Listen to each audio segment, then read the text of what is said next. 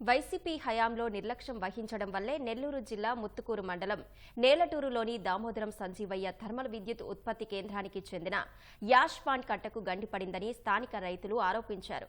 బూడిద చెరువు పడమటి కట్టకు గండిపడడంతో సమీప గ్రామాల పొలాల్లో ఉప్పు నీరు, బూడిద చేరిందన్నారు. ఘటనా స్థలాన్ని ఎమ్మెల్యే సోమిరెడ్డి చంద్రమోహన్ రెడ్డి పరిశీలించారు. నాణ్యత లేని నిర్మాణాల వల్లే ప్రమాదం సంభవించిందని సోమిరెడ్డి అన్నారు. గండిపడిన ఏపీ జెన్కో యాష్ పాండ్ పునరుద్ధరణకు యుద్ధ ప్రాతిపాదికన చర్యలు చేపట్టామని ఇంధన శాఖ మంత్రి గొట్టిపాటి రవికుమార్ తెలిపారు. బాధిత రైతులను ఆదుకుంటామని భరోసా ఇచ్చారు. వైసీపీ ప్రభుత్వం ఏదైతే ఉందో ఆ వైసీపీ ప్రభుత్వ నాయకులే కాంట్రాక్టులుగా వ్యవహరించి వాళ్ళ అధికారాన్ని దుర్వినియోగం చేసుకుని నాసిరకంగా ఆ బూడిద చెరువు కట్టను నిర్మించడం జరిగింది. దాదాపు కోట్ల రూపాయలు వెచ్చించి ప్రభుత్వ సొమ్మును, ప్రజల ధనాన్ని ఖర్చుపెట్టి ఆ యాష్ పాండ్ కట్ట నిర్మించారు. అది నిన్నటి రోజున తెగిపోవడం జరిగింది. అది తెగిపోయిన దానివల్ల ఇంచుమించు 11 గ్రామాలు ప్రజలు, రైతులు పొలాల్లోకి యాషు, ఉప్పు నీరు వెళ్ళిపోవడం జరిగింది. ఇంకా 2 సంవత్సరాలు ఎటువంటి పంట అయితే దాంట్లో పండదు. రొయ్యల గుంటలు పూర్తిగా నాశనం అయిపోయాయి, కాలువలు పూర్తిగా పూడిపోయాయి. నష్టపోవడానికి ఆనాటి కాంట్రాక్టులు ఎవరైతే ఉన్నారో ఆ కాంట్రాక్టుల దగ్గర నష్టపరిహారాన్ని తిరిగి చెల్లించుకుని ఇప్పించి ఆ నష్టాన్ని రైతులకి అప్పచెప్పాలని మీ మీడియా ముఖంగా కోరుకుంటున్నాను. గత 5 సంవత్సరాల్లో వైఎస్ఆర్సీపీ కాకాని గోవర్ధన్ రెడ్డి గారికి పలుమార్లు అర్జీ ఇవ్వడం జరిగింది.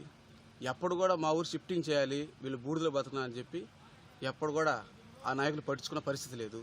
టీడీపీ నాయకత్వం వచ్చిన తర్వాత సోమిరెడ్డి గారు ప్రజల కోసం యాష్ పాండ్ కట్ట ఎక్కడం జరిగింది. పక్కనే ఉన్నటువంటి దేవాదేవి గిరిజన కాలనీ, పైనాపూర్లో ఉన్నటువంటి దెబ్బ మీద హరిజనవాడ, వాగర్త హరిజనవాడ, బీసీ కాలనీ, కండ్రిగా ఇవన్నీ కూడా షిఫ్టింగ్ చేసి మీ అందరికి కూడా న్యాయం చేస్తామని చెప్పి మాకు హామీ జరిగింది. ఆ హామీ మేము చాలా అభినందంగా భావిస్తూ ఉన్నాం. ఇది క్వాలిటీ పని జరగలేదనేది లోకల్గా అందరి ఆరోపణ. అక్కడ వాడాల్సిన గ్రావెల్ క్వాలిటీ శాండ్ వాడకుండా వర్టికల్ శాండ్ మధ్యలో వేసింది కూడా మట్టితో కలిసింది వేశారు. ఇప్పుడు కనపడుతుంది అక్కడ. అందుకని ఈ పరిస్థితి వచ్చింది. ఇప్పుడు ప్రధానంగా ఏంటంటే దీన్ని ఫిల్ చేయాలా, ఈ బ్రీచ్ని క్లోజ్ చేయాలా.